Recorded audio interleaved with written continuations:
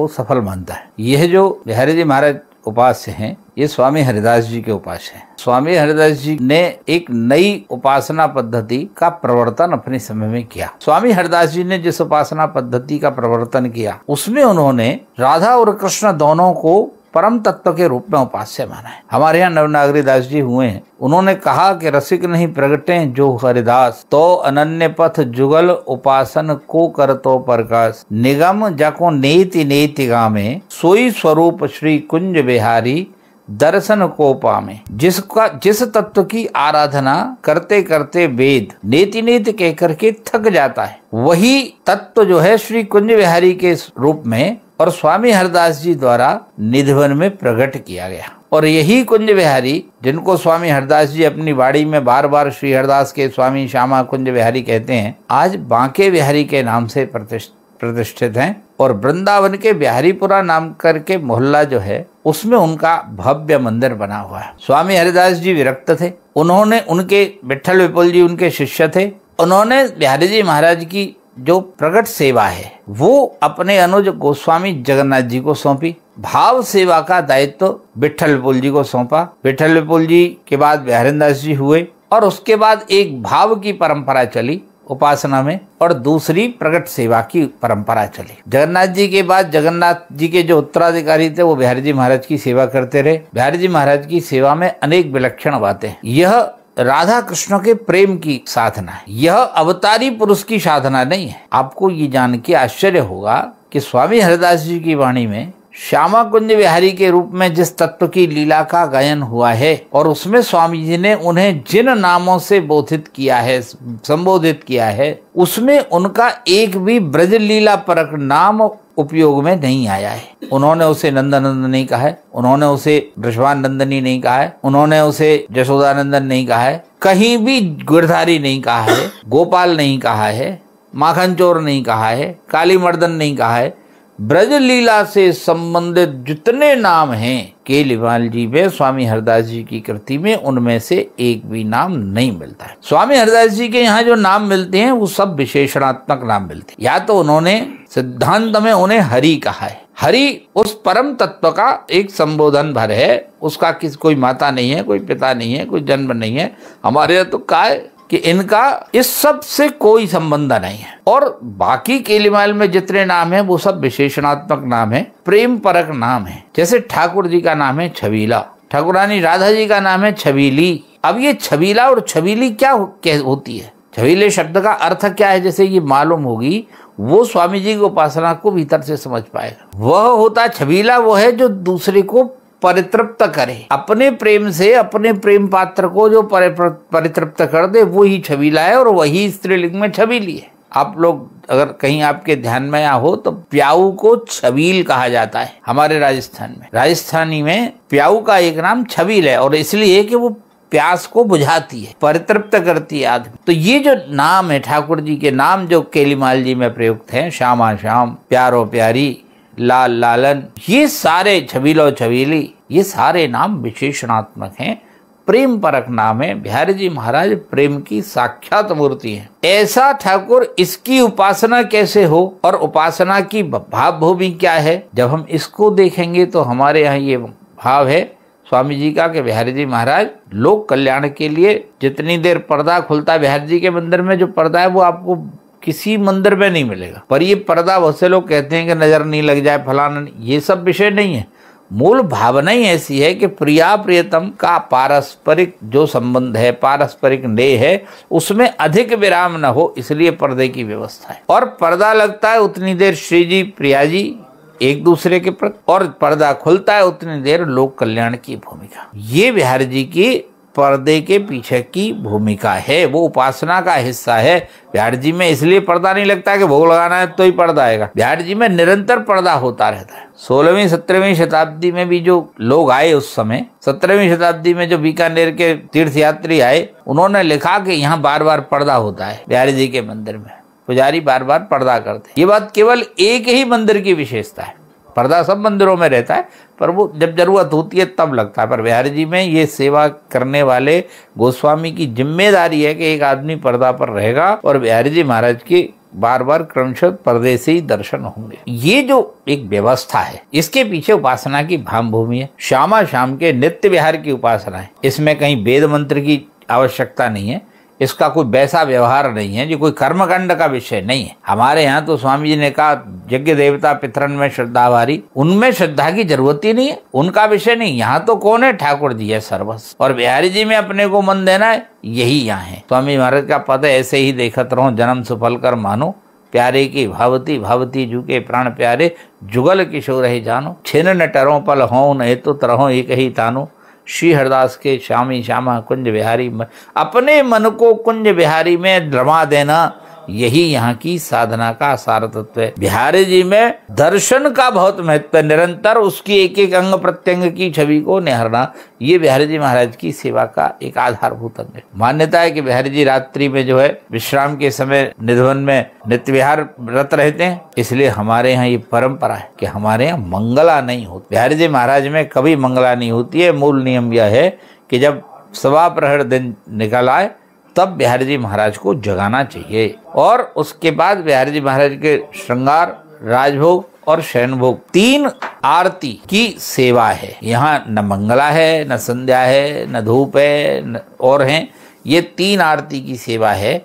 और उसका कारण यही है कि हम उसमें बिहारी जी और प्रिया जी के जो लाड़ लड़ाने की व्यवस्था है, उसमें कम से कम व्यवधान पैदा करते हैं, उसकी कम से कम व्यवस्था बनाते हैं। बिहारी जी महाराज का जो स्वरूप है वह राधा, श्यामा और श्याम दोनों का एक ही। स्वामी जी ने कहा घनदामिनी जैसे बादल के पूर्व में बिजली रहती है, ऐसे ही श्री जी रहती। और इसीलिए जब ग्राउस आया और ग्राउस ने वृंदावन के मथुरा जिले के प्रमुख त्योहारों की सूची बनाई, तो उसमें सबसे पहला महत्वपूर्ण त्योहार उन्होंने अक्षय तृतीया को रखा, जिस दिन बिहारी जी महाराज का चरण दर्शन और सर्वांग दर्शन होते। तो ऐसा करके ये सारी परंपरा लाड़ की, अनुराग की, सेवा की, भाव की परंपरा रही है। गोस्वामी स्वरूप वर्षानुवर्ष शताब्दियों से ठाकुर जी के लिए लाड़ लड़ाते रहे, अपने लिए कुछ नहीं किया। बिहारी जी निधवन में 1850 के आसपास, संवत 1850 तक रहे। गोस्वामी लोग वहीं रहते थे। ध्यान करने की बात, 2 बातें ध्यान रखने की है कि एक तो निधवन के चारों तरफ आधी किलोमीटर तक किसी गोस्वामी की 1 इंच जगह नहीं है,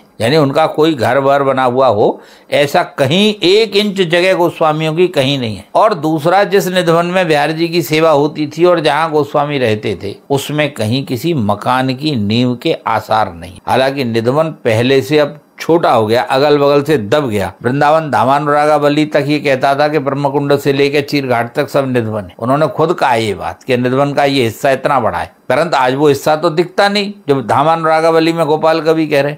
लेकिन उसके बाद भी जितना निधवन है उसमें भी गोस्वामी लोग कुटिया बना करके रहे और उन्होंने शताब्दियों तक बिहारी जी महाराज की सेवा की। जैसे आज निधवन में रंग महल कहते हैं, वो हमारे यहाँ श्रृंगार की सेवा परंपरा में रासदास जी नाम के एक गोस्वामी स्वरूप हुए, उन्होंने वो अपने धन से उसका निर्माण कराया। पहली बार वो मंदिर बना और इसी तरह से निधवन का परकोटा भी उन्हीं ने बनवाया। प्राकट्य स्थल को भी पहली बार उन्हीं ने पक्का कराया। तो ये सब काम गोस्वामियों ने उस समय किए और उसमें से ये बिहारी जी की सेवा क्रम करके 3 समय की प्रारंभ हुई। ये जो 3 समय की सेवा है, इसमें श्रृंगार, राजभोग और शयन भोग। गोस्वामी जगन्नाथ जी के 3 पुत्र थे, उन्होंने एक आरती एक पुत्र को सौंपी और कहा कि इस ठाकुर को लाड़ा तुम्हारे निभाना है। उनके बाद वो निभाते रहे। आगे चल के जैसे जैसे वंश बढ़े, उस हिसाब से आपस में सेवाओं को सब मिलजुल करके करते रहे और यही परंपरा आज तक चल रही है। ये जो बिहारीपुरा आज बना हुआ है और बिहारी जी का ये जो मंदिर है, ग्राउस ने लिखा कि इस मंदिर के निर्माण के लिए गोस्वामियों ने 13 वर्ष तक अपने शिष्यों से, उनने शिष्य शब्द प्रयोग किया है, ग्राउस क्लाइंट शब्द प्रयोग किया है वहां अपने मेमोरियल में, और अपने शिष्यों से धन एकत्रित किया। कितना धन एकत्रित किया? 13 वर्षों में 70,000 रुपए एकत्रित हुए, ऐसा ग्राउस का कहना। 70,000 रुपए का अर्थ हुआ कि 1 साल में सारे गोस्वामी अपने पूरे प्रयत्न के बाद 5-5,500 रुपए, 13 पंजे 65 और 70 5 साढ़े 5,000 रुपए इकट्ठे कर पाए। करते कर करके उनने तिल तिल जोड़ करके इस मंदिर के निर्माण का काम किया। जिस तरह का ये भव्य मंदिर है, उसके लिए ग्राउस खुद कहते हैं कि ये भारतीय कला जीवित है। इस बात का ये एकमात्र ऐसा मंदिर है जो प्रमाण है, नहीं तो भारतीय कला पुराने समय ऐसी थी ये कहने की हो जाती। ग्राउस के सामने मंदिर का निर्माण पूरा नहीं हुआ। 70,000 में ये इतना भव्य मंदिर बनेगा, ये थोड़ा सा कठिन लगता है देखने में। सच यह है कि गोस्वामियों ने स्वयं परिश्रम करके, स्वयं मजूरी करके, इसमें सेवा करके इस मंदिर का निर्माण किया है और निर्माण करके बिहारी जी महाराज को विराजमान किया है। मंदिर में एक शिलालेख लगा हुआ है। संवत 1921 में बिहारी जी महाराज इस मंदिर में विराजे, उसका उसमें पूरा विवरण शिलालेख में अंकित है। बिहारी जी महाराज के इस मंदिर की व्यवस्था पहले पंचायत करती थी, सामूहिक सेवा की व्यवस्था थी, तो अनेक बातों पे मतभेद होते थे, रहते थे। ग्राउस ने भी लिखा है कि गोस्वामियों में आपस में कई बार द्वंद्व हो जाता है और न्यायालय की शरण भी लेनी पड़ती है। उसमें भी आता है वो विचार करने के लिए कि भाई हमारा न्याय कर दो, ये मतभेद हो गया। जब सन 1934 में एक मुकदमा हुआ, उसमें मुंसिफ ने स्कीम बनाई और उन्होंने कहा कि ये स्कीम है, इससे आप इस तरह से आप मंदिर का आगे से संचालन करें। तब से श्री बिहारी जी महाराज का मंदिर उसी स्कीम के तहत संचालित होता है। कमेटी बनी, पंचायत का स्थान धीरे से कमेटी ने उस निर्णय के आधार पर लिया। उस निर्णय के बाद वो निर्णय लागू हुआ, और लागू होने के बाद उसी के अनुसार आज तक मंदिर की सभी व्यवस्थाएं चलती रही, प्रबंध की व्यवस्था चलती रहती। इस प्रकार से बिहारी जी महाराज की सेवा की परंपरा आगे बढ़ी। बाद में बिहारी जी का जैसे जैसे यश बढ़ा, बाहर से अनेक लोग आते थे और चले जाते थे, लेकिन फिर बाद में ऐसे भी लोग आए जो यहाँ आकर के उन्होंने धीरे धीरे स्थानीय सेवा को स्थिर करने की कोशिश की। लाला हरगोलाल जी का मैं यहाँ उल्लेख करना चाहूंगा। उन्होंने 1919 की फुलेरा दौज के दिन 5 रुपए रोज की दूध की सेवा बिहारी जी की प्रारंभ की। बाद में धीरे धीरे जैसे जैसे साधन जुड़ते गए, वैसे वैसे उन्होंने उस सेवा का विस्तार किया। हरगोलाल जी के आने से पहले भी सेवा होती थी और उसकी पद्धति ये थी कि गोस्वामी की सेवा जब तक नहीं आती थी तब तक गोसाई जी अपने सब सेवकों वगैरह से कह के रखते थे और साधन इकट्ठा करते थे, सेवा के खर्च की व्यवस्था बनाते थे, और जितने दिन सेवा रहती थी उस दिन तन मन धन सबसे बिहारी जी महाराज की सेवा करते। बिहारी जी महाराज की सेवा का ये नियम है कि अपरस में गोस्वामी स्वयं जाकर के रसोई बनाएगा, वो बिहारी जी महाराज को भोग लगेगी, और ये परंपरा निरंतर चलती रही। और गोस्वामियों ने इस सेवा को, बिहारी जी की हर प्रकार की सेवा जो है गोस्वामियों ने बिहारी जी महाराज की। जब हरगोलाल जी आ गए तो हरगोलाल जी ने धीरे धीरे सेवाओं को अपने हिस्से में करना शुरू किया। ये सेवा मेरी तरफ से कर दूंगा, ये कर दूंगा, और धीरे धीरे चीजें बढ़ने लगी। और बाद में अभी तक ये स्थिति हो गई कि एक सेवा का एक स्थायी स्थान हरगोलाल जी की तरफ से बन गया।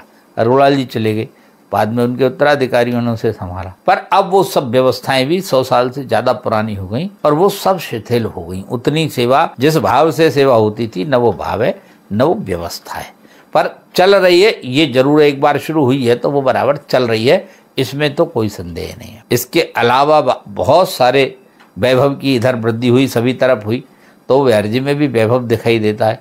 अनेक प्रकार के सिंहासनों का निर्माण हुआ, अनेक प्रकार की उत्सव के हिसाब से व्यवस्थाएं बनी, और आज इस दृष्टि से हमें बिहारी जी ध्यान में आता है। ये जो इस समय विवाद चला, ये ऐसा मंदिर है जो बिहारी जी महाराज के, इसमें ये कहा गया कि साहब ये गोस्वामियों का मंदिर नहीं है, ये इसके स्वामी नहीं है, परंतु ये ध्यान रखने की बात है कि ये मंदिर गोस्वामियों ने स्वयं बनाया है। महाराज ये जिस समय ये जो स्थान है बिहारीपुरा, ये राजा बदन सिंह का बाग है, जो भरतपुर की तरफ से उन्हीं के द्वारा जिस समय थून की विजय हुई थी और जिसके बाद राजा बदन सिंह को राजा का खिताब मिला था, तो उन्होंने ये बगीचा अपना श्री बिहारी जी महाराज को भेंट किया। आज ये चर्चा चली कि सब ये जो है मदन मोहन जी की या गोविंद देव जी की संपत्ति है, तो अपने को ये बात समझ लेनी चाहिए। अगर ज्यादा पीछे चले जाएंगे तो सारी संपत्ति जाने किन किन की है, किसी की नहीं है। आज जिस स्थान पर देश की संसद खड़ी है वो रायसेना हिल भारत सरकार की नहीं है, वो भारत सरकार ही नहीं थी, 47 के बाद आई तब भारत सरकार की है ना। ऐसे ही तमाम दुनिया भर की चीजें, कौन राजा रहा, कौन की जगह थी, फिर किसने जीत ली, कौन किसका हो गया, पहले तो युद्ध और धरती के अधिकारों का रोज इधर उधर खुदर बुदर होता रहता था। तो ऐसी स्थिति में ये कहना कि साहब ये मतलब गोविंद देव, मदन मोहन और गोपीनाथ, ये तीनों ऐसे चैतन्य संप्रदाय के मंदिर थे जिनके राजाओं से संबंध थे। राजाओं से उन्होंने इस सब भूमि को लिखवाया, पर उनसे ये भूमि और लोगों को मिली, उनको दी, उनने खरीदी, लोगों ने उनसे बाकायदा भूमि भाड़े पे दी या विक्रय किया। बदन सिंह जी को भी हो सकता है कि उनसे मिली हो, उसमें कोई संदेह की बात नहीं है। परंतु ये बात ध्यान रखनी चाहिए कि भरतपुर स्टेट का जो धर्मार्थ विभाग है, जहाँ से उनके धर्म का रोजनामचा लिखा जाता है, उसमें इस बात की चर्चा दर्ज है।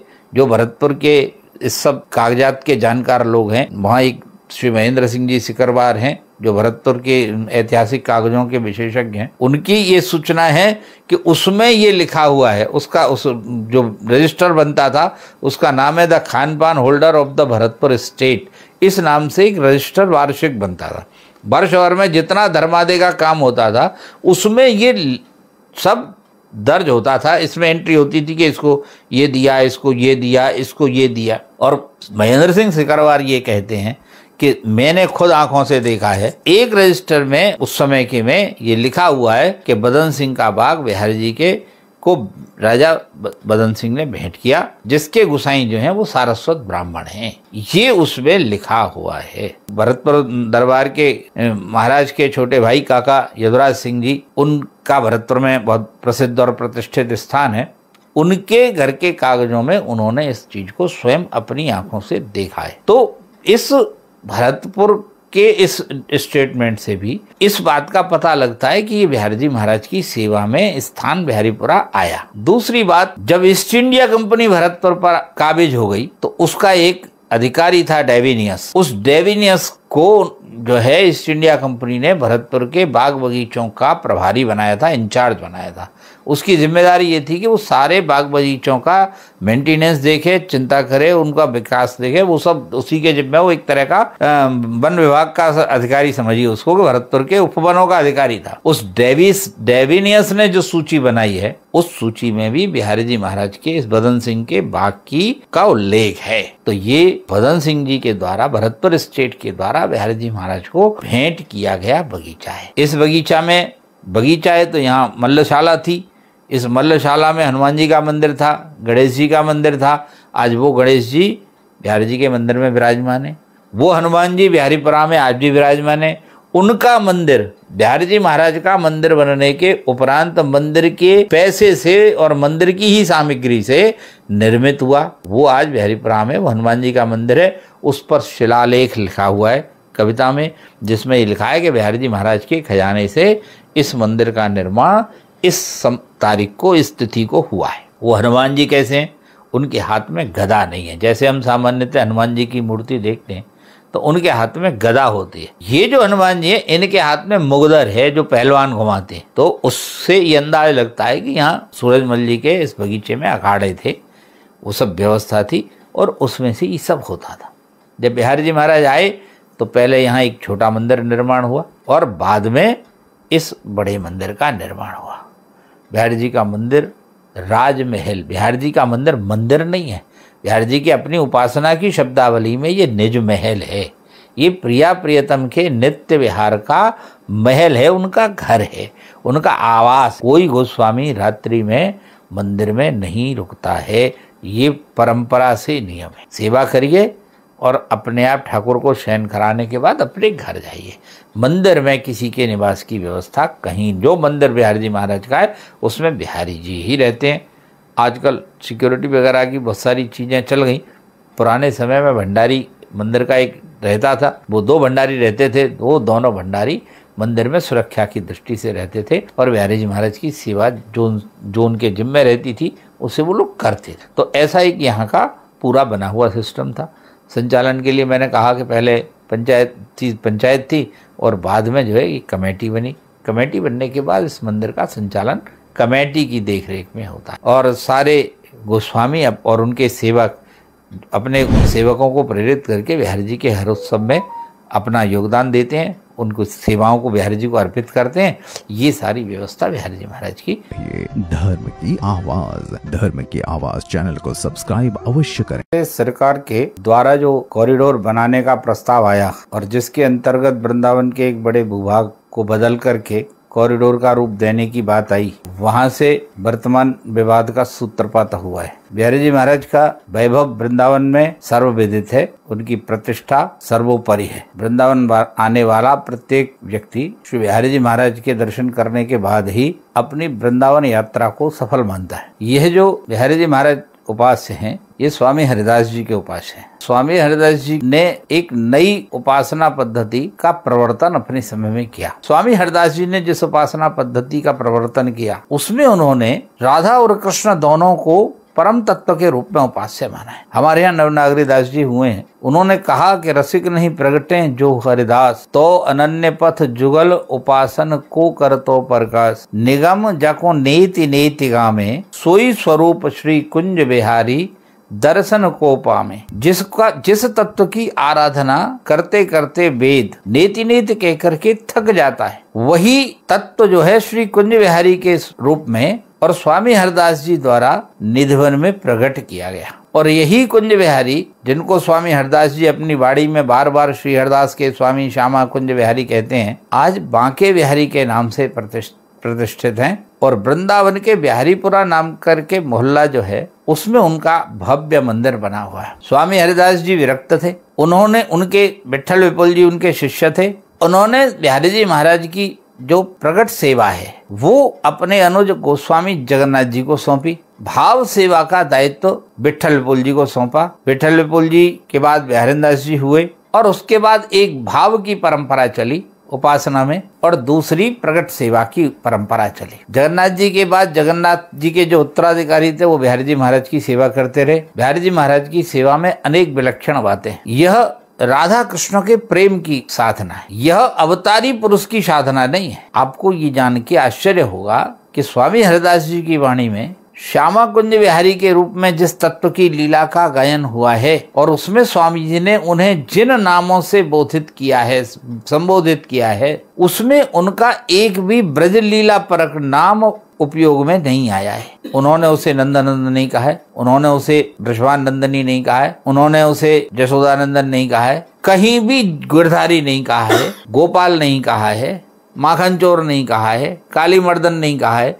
ब्रज लीला से संबंधित जितने नाम हैं केलीवाल जी में, स्वामी हरिदास जी की कृति में, उनमें से एक भी नाम नहीं मिलता है। स्वामी हरिदास जी के यहाँ जो नाम मिलते हैं वो सब विशेषणात्मक नाम मिलते हैं। या तो उन्होंने सिद्धांत में उन्हें हरि कहा है, हरि उस परम तत्व का एक संबोधन भर है, उसका कोई माता नहीं है, कोई पिता नहीं है, कोई जन्म नहीं है।